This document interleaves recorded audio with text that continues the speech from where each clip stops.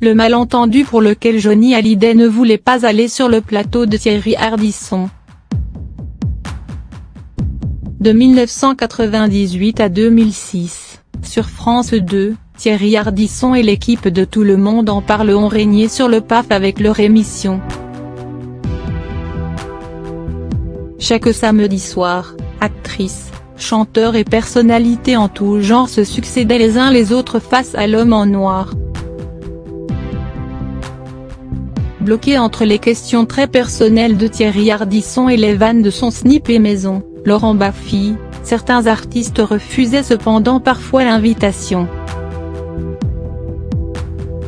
À plusieurs reprises, on s'est quand même acharné sur des proies faciles, concède aujourd'hui Ardisson dans les colonnes du magazine Society. Revenu au cours d'une interview sur les coulisses du talk show le plus populaire de l'époque, l'animateur se rappelle ainsi d'un invité de marque particulièrement peu réceptif à l'idée de passer dans l'émission, Johnny Hallyday.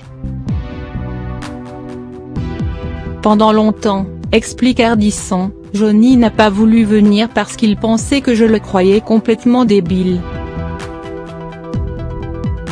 Bien décidé à avoir le taulier sur son plateau, l'animateur fait alors des pieds et des mains pour le convaincre.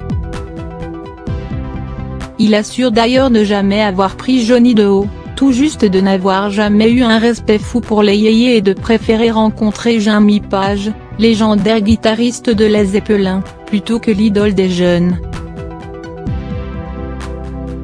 Après moult efforts, Thierry Ardisson parvient cependant à convaincre Johnny de le rencontrer dans le salon d'un grand hôtel parisien pour mettre les choses au clair. « J'ai été obligé de boire un coup avec lui au Meurice », se souvient l'animateur.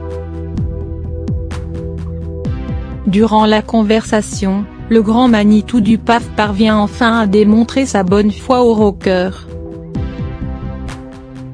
Le 27 septembre 2003, Johnny apparaît sur le plateau de Tout le monde en parle. Le Graal pour Ardisson.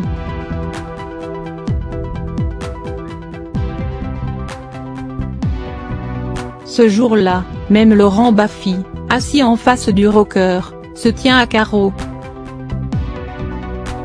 Je lui ai serré les pompes sur le plateau.